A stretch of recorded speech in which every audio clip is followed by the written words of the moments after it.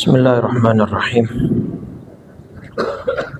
Ya Rabbi bil Mustafa balligh maqasidana waghfir lana ma madha ya wasi'al karami.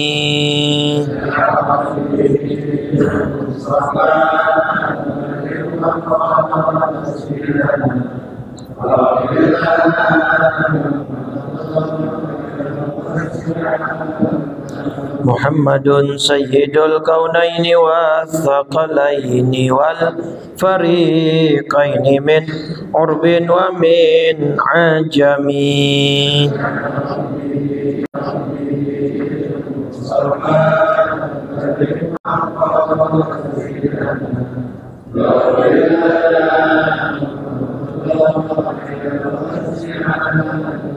Nabiyyuna al-amirun nahi fala ahadun abarra fi qawli la minhu wala na'ami.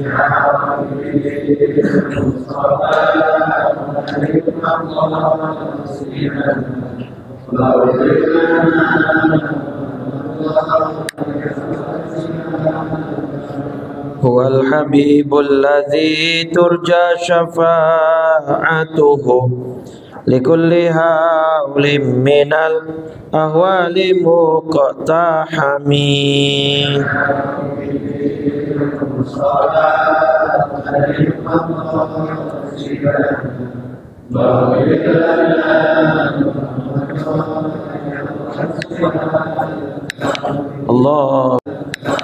Allahumma salli wa sallim wa barik alaihi wa ala alihi. Al-Fatihah ila ruhi Rasulillah Sayyidina Muhammad ibn Abdullah wa ala alihi wa sahbihi wa mawala wa jami'i awliyallah wa asfiyallah, khususan sadatina Abi Bakrin wa Umar wa Uthman wa Ali wa an baqiyatis sahaba wa tabi'in wa tabi'in tabi'in wa man tabi'ahum bi ihsanin ila yaumiddin wa alaina ma'ahum wa fihim bi rahmatika ya arhamar rahimin. Thumma ila ruhi al-muhajir Allah Ahmad bin Isa wal ustadz al-azam al-faqih al-muqaddam Muhammad ibn Ali Ba'alawi, Syekh Abdul Rahman bin Muhammad bin Saqaf auladihi al-jami' wa akhwani al-jami'. Thumma ila ruhi sahib al-ratib qutb al-irshad wa khawth al-ibad wal bilad al-habib Abdullah bin Alawi al-Haddad wa sulihim wa furu'ihim. Thumma ila ruhi مؤلف هذا الكتاب الشيخ السيد الحبيب محمد بن الحبيب عبد الله بن حسين بن طاهر بعلوي وصوله وفروعه.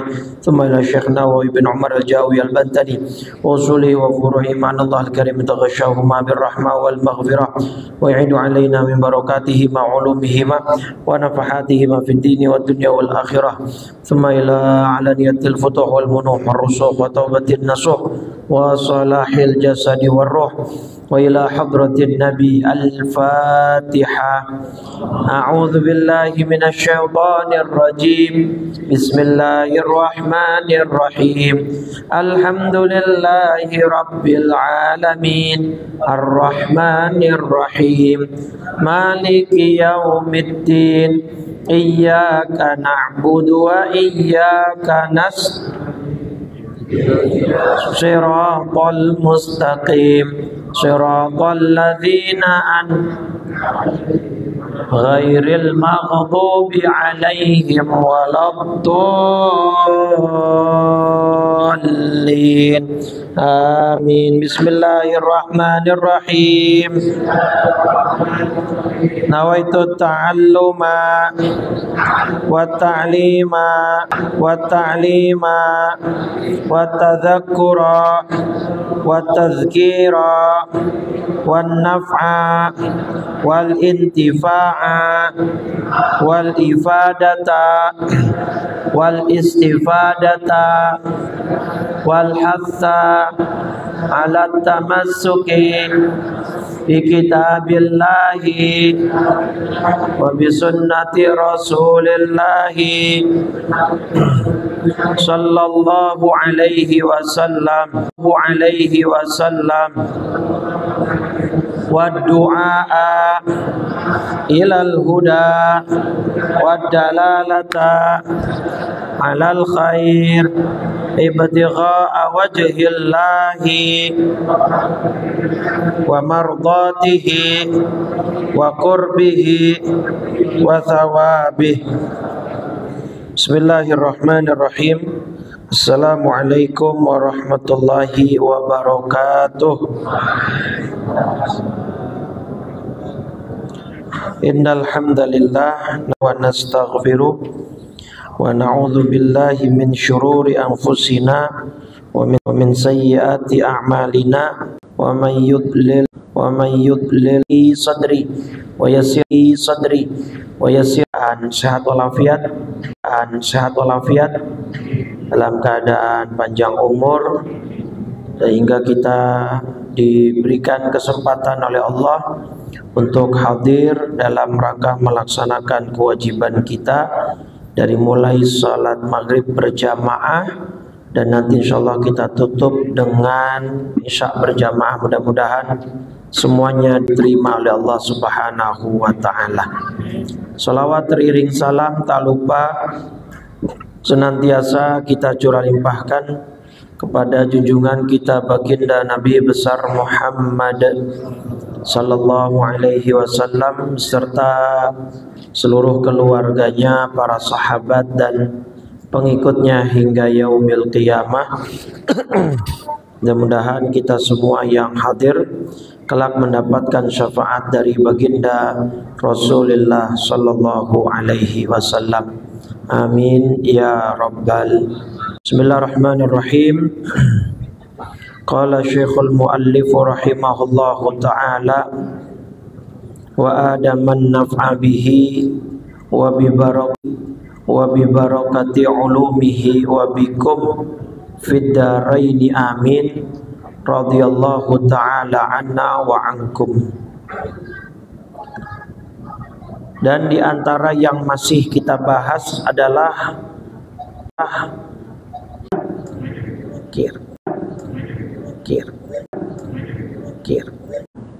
datanglah dua malaikat. Jadi memang jelas disebut dua malaikat ya. Di hadis Bukhari ini memang tidak disebut mungkar nakirnya, tapi di hadis lain disebut mungkar wa nakir gitu ya. Dan di sini ternyata pertanyaan yang pertama ditanyakan adalah ma kunta taqulu fi hadzal rajuli Muhammad sallallahu alaihi wasallam.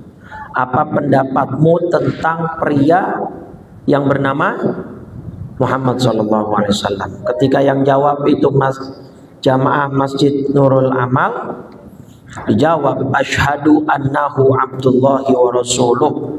Aku bersaksi sosok pria bernama Muhammad sallallahu alaihi wasallam adalah hamba sekaligus utusan Allah. Tapi ketika yang ditanya orang kafir atau orang munafik, ditanya tentang sosok Nabi, la adri, saya nggak tahu, saya nggak ngerti, saya nggak kenal, saya nggak paham. Apa yang dilakukan oleh malaikat munkar nakir? Yudrabu bimitraqah. Ya, orang itu akan dipukul dengan sebuah alat berat, palu gitu ya, yang terbuat dari besi. Yadharbatan baina udhunaihi, tepat di atas kepala, di antara dua telinga Pak Bu. Dan dia akan berteriak dengan teriakan yang didengar oleh semua yang ada di sekitarnya kecuali dua jenis makhluk, yaitu manusia dan jin. Manusia dan jin itu nggak dengar, tapi semua tumbuhan, hewan, ya bahkan orang-orang yang sudah mati yang ada di sekitar kubur dia, itu semua mendengar teriakan orang tersebut. Makanya salah satu alasan boleh memindahkan kubur orang yang sudah dikubur, itu salah satu alasan yang diperbolehkan dalam fikih adalah ketika orang itu berada di kuburan yang mayoritas non muslim. Misalkan dikuburkan nih di sebuah tanah, nggak taunya lama kelamaan yang banyak ngisi ini non muslim. Nah, boleh dia dipindahkan karena itu tadi akan terganggu dengan suara-suara teriakan yang mereka dengar di alam sana. Kita nggak dengar. Ya kalau kita dengar mah masjid penuh. Ini setiap lewat kober depan nih orang dengar. Misalnya apa yang terjadi di dalam masjid penuh ini. Agak muat 2 lantai. Ya nggak? Ya, jadi karena kita nggak dengar ya banyak akhirnya orang terpedaya, tertipu. Makanya kata para ulama, jangan tertipu dengan heningnya kuburan, karena Anda tidak pernah tahu apa yang terjadi di dalam. Ya kuburan sih di atas, di luar kuburannya kelihatannya apa? Hening, damai, sejuk, gitu ya. Nggak ada kayak nggak ada kejadian apa-apa, karena kita nggak tahu apa yang terjadi di dalam. Baik, nah itu sampai situ kemarin. Kita lanjut. Bismillahirrahmanirrahim. Qala Syekhul Muallif rahimahullah wa adaman naf'a bihi wa bi barakati ulumihi wa bikum fid dharaini amin. Di antara yang wajib kita imani adalah wal ba'tsu. Apa ba'tsu, Pak? Hari kebangkitan. Hari kebangkitan itu hari di mana manusia dibangkitkan dari semua. Ditandai dengan apa? Kebangkitan itu ditandai dengan apa awalnya, Pak? Tiupan apa? Siapa yang niup? Israfil. Jangan ketukar. Jangan Israel mentang-mentang akrab. Akrab banget kita kan sama malaikat Israel ya. Karena memang dalam riwayat malaikat Israel itu paling sering ngelihat manusia itu paling sering malaikat Israel. Dia ngelihat nih apa waktunya udah sampai belum gitu. Oh ternyata belum. Ntar dia pergi lagi gitu. Iya, kita dengan malaikat Israel. Nah, berapa kali tiupan Bapak Ibu? Secara total malaikat Israfil, Bu, Pak, ya. Itu sekarang di dalam banyak riwayat hadis yang dari yang dhaif, hasan sampai yang sahih, itu malaikat Israfil posisinya sekarang itu sudah sudah tiup ujung trompetnya itu atau ujung sangkakalanya itu udah ada di ujung mulutnya. Tinggal nunggu perintah komando. Iya, kalau udah dibilang tiup. Jadi sekarang posisinya malaikat Israfil itu megangin sangkakala itu. Yang dalam kitab Tambil Ghafilin, jadi sangkakala itu ada banyak lubang. Ya mungkin kayak seruling kan ada banyak lubang untuk bisa menghasilkan suara. Itu ntar kayak gitu, ada banyak lubang. Tapi antar lubang satu ke lubang yang berikutnya itu perjalanan memandang ke surat 287 kita buka.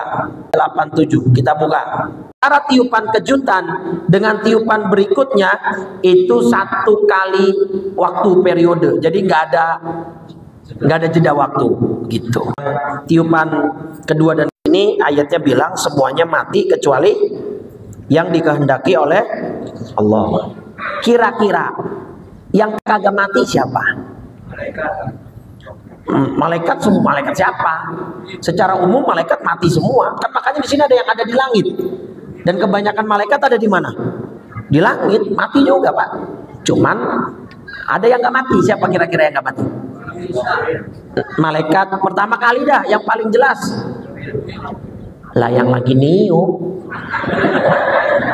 Masa lagi niup tiba-tiba mati, siapa yang nyelesain? Paham gak? Logika dong. Kan nama malaikat siapa berarti? Israfil kan. Malaikat Israfil kan lagi niup. Masa pas lagi niup tiba-tiba mati?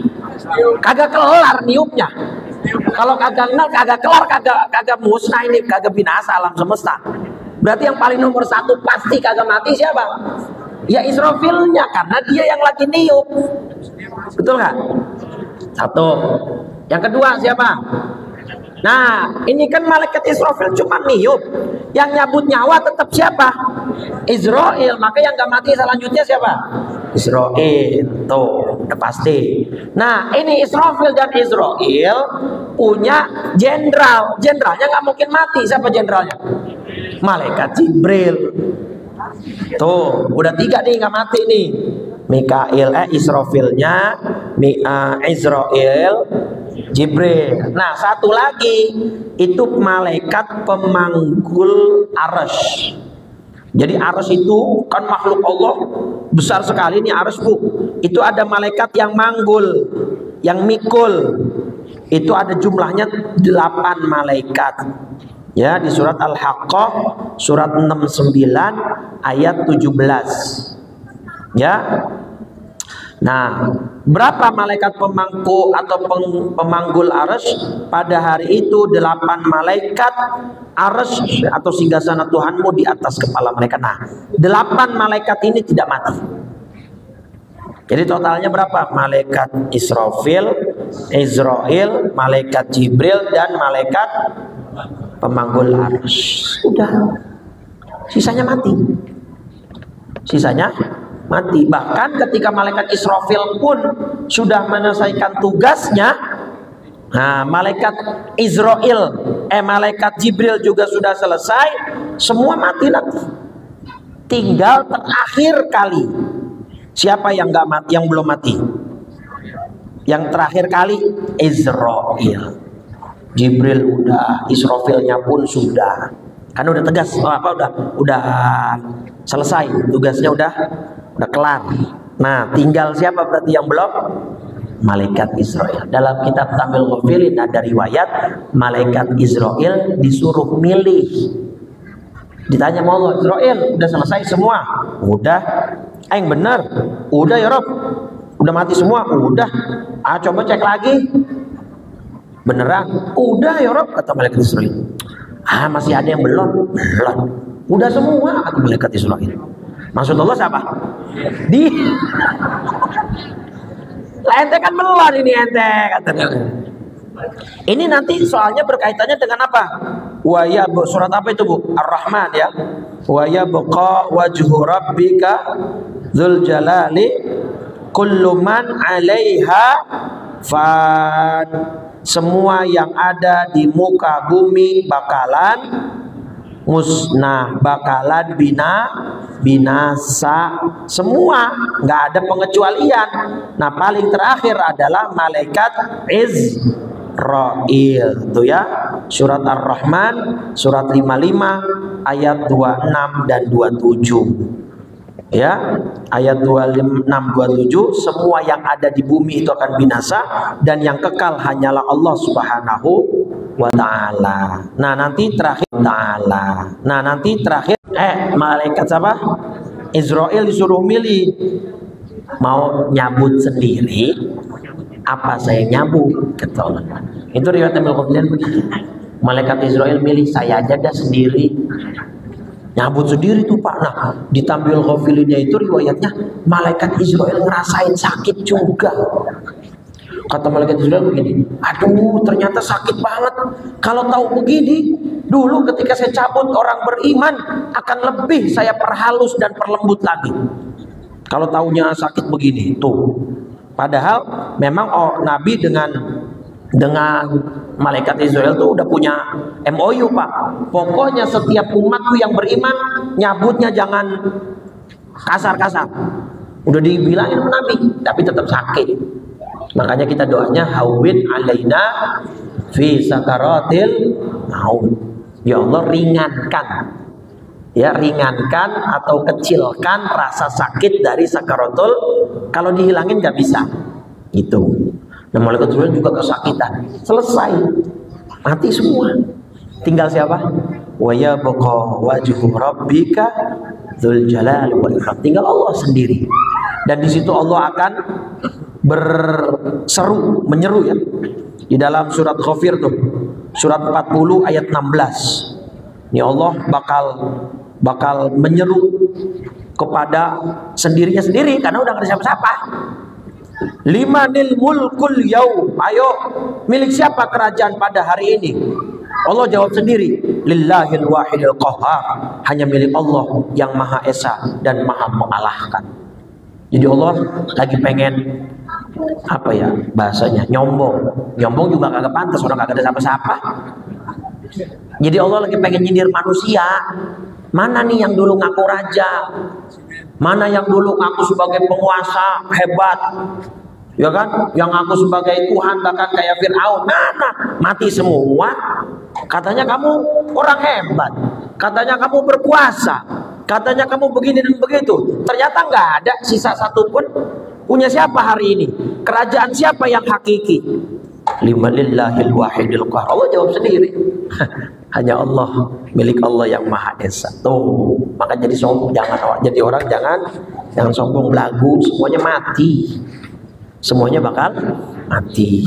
Nah, inilah yang disebut hari kebangkitan. Pertanyaan saya, Bapak Ibu.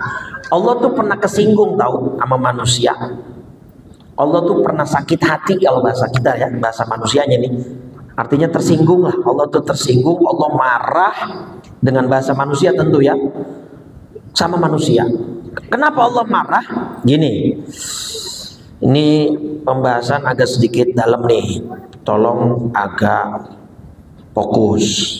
Nih, ketika menafsirkan qul huwallahu ahad surat Al-Ikhlas di hadis Bukhari nomor 4974. Ya. Nabi meriwayatkan hadis qudsi. Ingat hadis qudsi? Hadis qudsi itu hadis yang apa?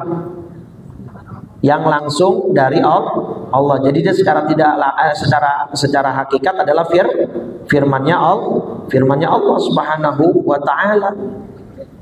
Apa kata Nabi? Kalau kata Allah, qala Allah taala kadzdzabani ya ibnu Adam. Anak Adam telah mendustakan aku, wa syatamani, dan telah mengejek dan mencela aku, kata Allah. Adapun kedustaannya adalah manusia ini nggak percaya kalau saya bisa membangkitkan orang hidup nanti di hari kebangkitan. Tadinya kan nggak ada, Bapak Ibu. Nih manusia. Tadinya manusia sebelum lahir ada nggak? Tiada kan? Mampukah Allah mengadakan kita setelah tadinya tiada? Mampu kan? Padahal nggak ada apa-apanya. Lah tadinya manusia nggak ada aja Allah bisa membuat ada. Apalagi manusia ketika mati. Mati ini kan didahului seperti semula. Jadi apa sulitnya bagi Allah? Uang mengadakan manusia dari ketiadaan saja Allah mampu. Apalagi sekedar mengembalikan yang tadinya sudah ada. Paham gak? Nah, ada satu rahasia nih. Jangan ngomong siapa-siapa ya. Namanya rahasia. Nih, di hadis Muslim nomor hadis 2955. Bapak Ibu pernah ngebayangin gak gimana caranya Allah mengembalikan manusia kecuali para nabi dan para syuhada dan para salihin. Itu pengecualian. Di sini kalimatnya semua artinya dari tulang ekor itulah Allah akan mengembalikan lagi kehidupan orang-orang yang sudah berada di dalam tanah. Ajmul Dzambi itu ya kalau kita searching Itu gambarannya ya tulang ekor lah. Jadi ajibuz zambi itu tidak apa namanya, tidak hancur, tidak musnah.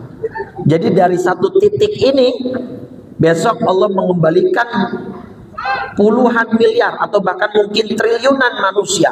Jadi ininya nih nggak hancur nih. Gitu. Ibarat mungkin ini kayak CPU-nya, sumber kehidupan tuh di situ. Nah, Allah nanti tinggal mengembalikan manusia dari setiap tulang ekor yang ada. Itu dalam hadis Sahih Muslim nomor 2955. Selebihnya musnah, tangannya hancur, palanya hancur, tinggal tengkorak juga lama-lama bisa hancur kan? Tengkorak gak selamanya keras, dia bisa jadi debu, bisa hancur. Nah, kecuali tulang ekor itu ajibuz zambi. Nah, dari situlah besok Allah mengembalikan lagi orang-orang yang telah dikubur, dan ini harus kita imani, ya, harus kita percaya. Jadi kata Allah dalam hadis Bukhari tadi, ini manusia ini ngeremehin saya, manusia ini nyinggung saya, bikin saya marah. Masa dia nggak percaya ada kehidupan setelah kematian? Seakan-akan dia menganggap saya tidak mampu untuk mengembalikan manusia yang telah mati untuk menjadi apa? Hidup lagi. Timbul pertanyaan bagi orang-orang yang kritis, Ustaz, ntar fisik yang kita dibangkitkan di alam mahsyar itu fisik yang sekarang, bentuknya bentuk yang sekarang, jeleknya jelek yang gitu ya. Nah, itu wallahu a'lam, tidak ada jawaban yang pasti. Tapi yang pasti adalah di padang mahsyar itu nanti akan terlihat semua tanda-tanda orang. Apakah orang itu baik atau orang itu tidak baik, dalam arti apakah orang itu beriman atau orang itu kafir, itu akan terlihat. Salah satunya dari apanya yang terlihat? Wajahnya. Ali Imran 106, yauma tabyaddu wujuh wa taswaddu wujuh. Saat itu ada orang yang wajahnya putih berseri dan ada pula yang wajahnya hitam muram. Ya, kenapa mereka hitam muram? Karena mereka kafir setelah beriman. Dan adapun yang wajahnya putih berseri-seri, fa fi rahmatillah, mereka akan berada di dalam rahmatnya Allah. Jadi padang mahsyar itu adalah tempat kita akan terlihat sesuai dengan apa yang kita lakukan. Ingat pernah ada hadis orang yang suka minta-minta, besok di hari kiamat wajahnya gimana kata Nabi? Udah pernah saya sampaikan. Orang yang suka minta-minta padahal dia bisa kerja, wajahnya gimana besok? Nggak ada dagingnya. Laisa fi wajhihi mus'atul lahmin. Artinya mukanya hanya tengkorak. Besok di padang mahsyar itu kelihatannya.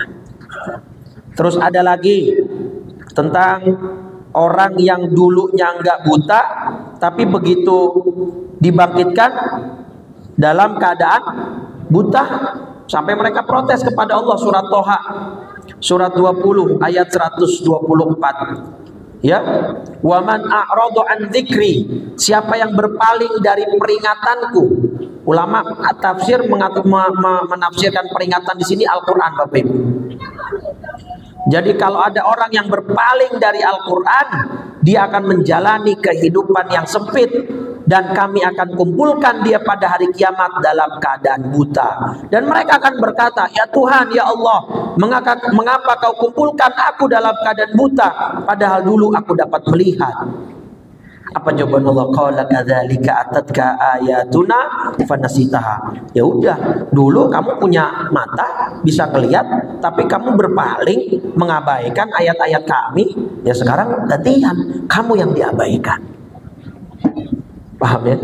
Maka kita punya mata, pakai buat baca Quran. Paling nggak di tiap Rabu malam Kamis saya buka aplikasi Quran, berarti Bapak Ibu ngelihat Al-Quran. Kan begitu. Jangan sampai besok dibangkitkan dalam keadaan buta, padahal di dunianya nggak buta. Itu jadi padang mahsyar itu tempat akan dinampakkan oleh Allah setiap perbuatan manusia selama di dunia. Ada lagi kalau dalam keutamaan seperti keutamaan muadzin. Itu dalam hadis muadzin besok di hari kiamat gimana? lehernya panjang. Ya, itu fadilahnya kata. Nah, mudah-mudahan kita termasuk orang yang wajahnya besok putih bersinar, berseri-seri, dan termasuk juga mudah-mudahan kita orang yang dibangkitkan dalam keadaan baik. Nah, itu gimana? Kalau kalian mengangkat kepala sebelum imam, ya akan Allah jadikan atau rubah kepalanya menjadi kepala keledai, atau Allah rubah bahkan fisiknya secara keseluruhan surat himarin. Nah, ulama beda pendapat dalam menafsirkan hadis ini.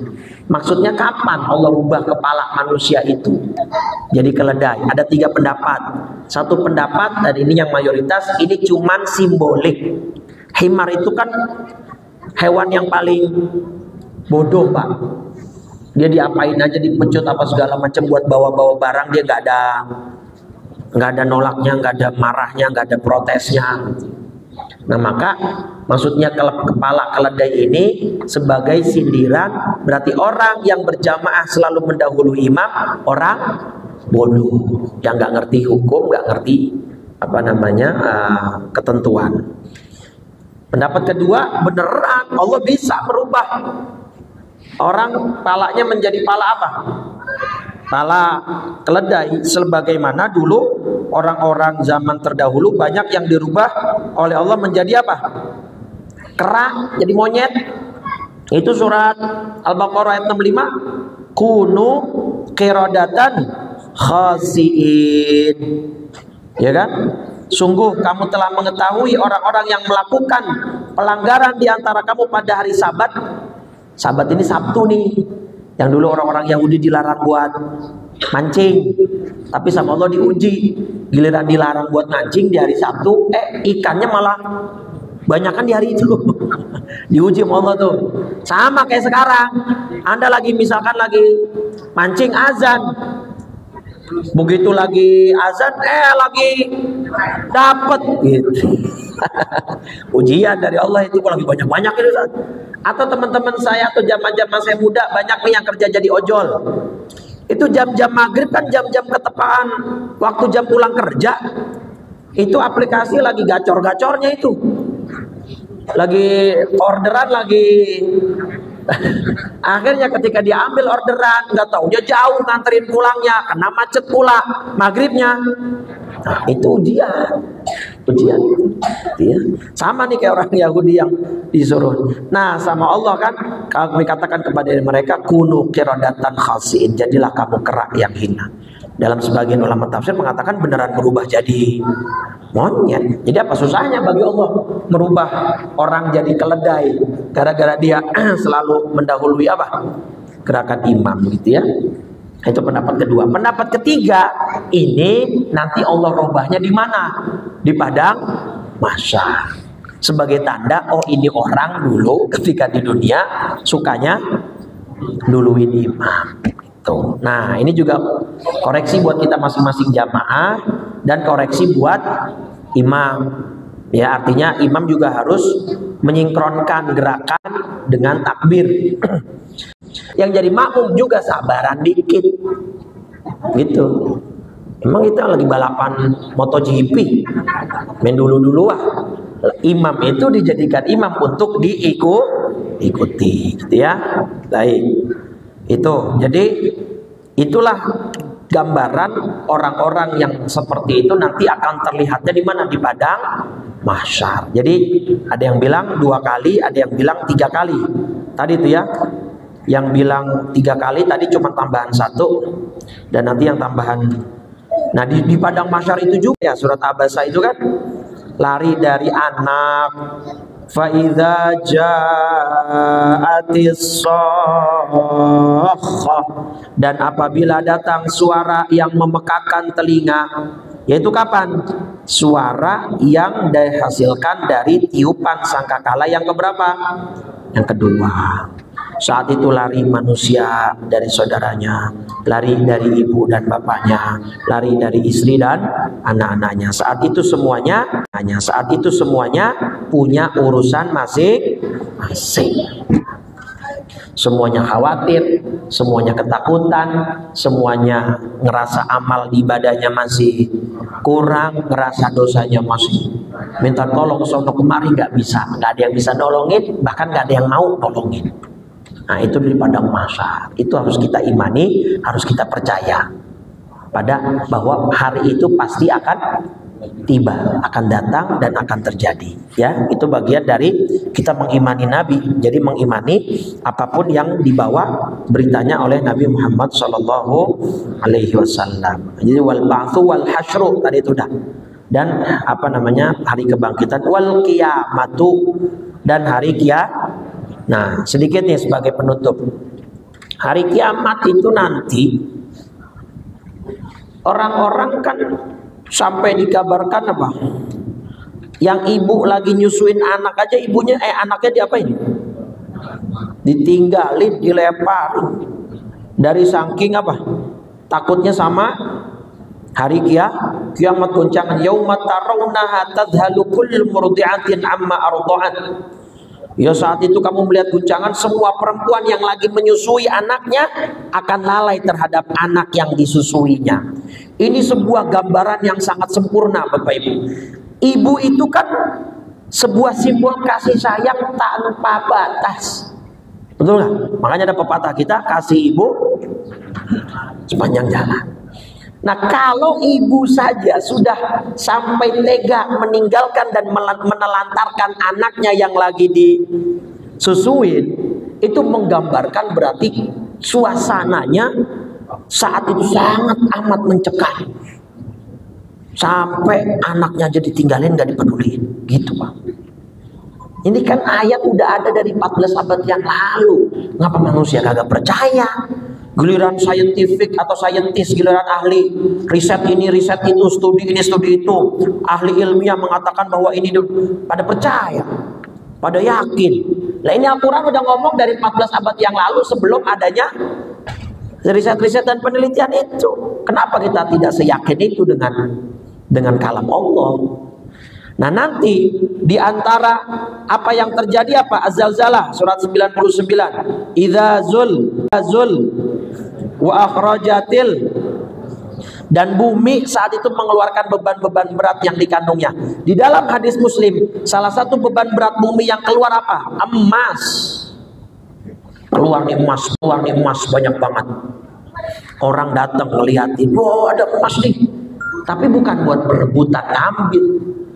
Yang atuh datang, fi hadza qataltu. Nih gara-gara barang ini dulu saya ngebunuh banyak orang. Artinya ya begal yang pada ngerampas emas perhiasan.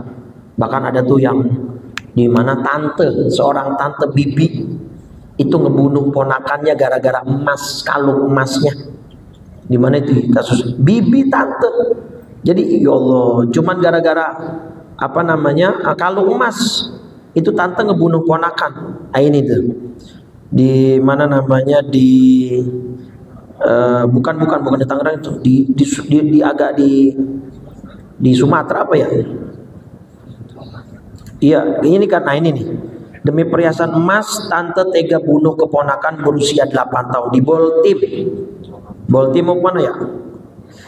Apa Boltim sih kata apa? Di Sulawesi Selatan. Timur, timnya pasti timur lah. Oh Bolang Mongondo Timur, Sulawesi Utara. Gara-gara kalung emas. Nanti begitu nanti tuh kiamat datang, bumi bergoncang, emas pada keluar, nggak usah pakai ditambang, nggak usah pakai digali, manusia pada datengin. Fi hadza qataltu, gara-gara benda ini dulu saya kebunuh orang. Nyeselnya luar biasa. Datang lagi kedua, fi hadza qata'tu rahimi, gara-gara barang ini dulu saya putus silaturahim, rebutan warisan. Emas orang tuanya banyak, sampai 5 kilo misalnya. Ya kan, rebutan akhirnya sampai putus silaturahim. Yang satu lagi, gara-gara ini saya dulu berbuat zalim, saya korupsi, saya mengambil uang rakyat. Fala ya'khuduna minhu syai'a, dan mereka satupun tidak ada yang mengambil emas itu sedikit pun. Kenapa? Sudah tidak berlaku emas itu. Paham itu ya? Nah, itu kiamat. Tapi dulu ntar itu nggak berlaku, kalau sekarang sih berlaku. Cuman poinnya jangan berbuat zolim untuk mendapatkannya, kan begitu poinnya. Kalau dari hasil sendiri uang, lah silakan. Anda mau beli emas 5 kilo juga boleh, gitu kan. Asal poinnya adalah jangan menempuhnya dengan cara kezaliman yang dilarang oleh Allah. Begitu. Udah kagak berlaku, Pak. Kalau saya ngebayangin, ini udah azan berarti.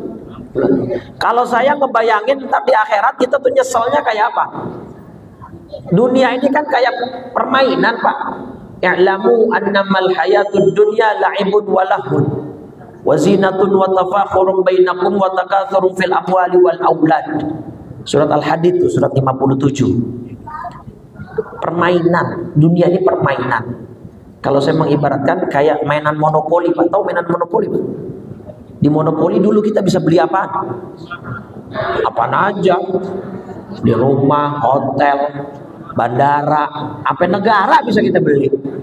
Dan gak jarang pas kita lagi mainan kita berantem sama temen. Lu curang lu, ini duit gua nih, oh ini negara gua nih, mau ribut berantem, nangis pulang. Begitu udah dewasa, udah gede, paham. Ternyata yang dulu kita rebutin cuman duit-duitan. Yang dulu kita berantem gara-gara itu ternyata cuman Nah besok begitu kita mati kita juga sadar begitu. Ya Allah, gara-gara tebang rumah berapa petak gue ribut sama abang ya dulu. Oh, sama abang ya dulu. Oh, nyesel banget, aku cuma rumah-rumahan ternyata. Itu nyesalnya tuh besok begitu. Makanya kata Sayyidina Ali, an-nasu niyam. Manusia itu sekarang sedang tertidur. Fa idza matu, kalau nanti mereka mati, intabahu, baru mereka tersadar. Maka sekarang ini kita sedang merajut mimpi, Bapak Ibu. Maka buatlah mimpi yang indah. Apa mimpi yang indah? Salah satunya, oh tiap Rabu malam Kamis saya hadir duduk di majelis tahlil. Itu kan mimpi indah. Bangunnya ntar pas sadarnya kita sudah mati. Itu yang akan kita kenang. Nah, maka sekarang mumpung masih hidup, mumpung masih kesempatan ada, kita rajut mimpi kita ini dengan indah, dengan memperbanyak amal soleh. Begitu nanti kita mati, kita sadar dalam keadaan kita tidak menyesal. Begitu ya, jelas ya. Baik, itu dia yang bisa kita bahas pada malam ini. Besok nanti akan kita lanjutkan hisab, thawab, azab dan seterusnya, akan kita bahas satu persatu. Mudah-mudahan panjang umur, sehat walafiat. Amin ya rabbal alamin. Dah ya, baik. Dibuka salam ahlul bait. Bismillahirrahmanirrahim. Assalamualaikum ya Rasulullah. Assalamualaikum ya Aba Fatimah. Assalamualaikum ya Jaddal Hasan. Assalamualaikum ya Jaddal Husain. Assalamualaikum ya Jadda Zainab. Assalamualaikum ya Sayyidah Fatimah binta Rasulillah. Assalamualaikum ya Ummal Hasan. Assalamualaikum ya Ummal Husain. Assalamualaikum ya Umma Zainab. Assalamualaikum ya Ummal Mu'minin.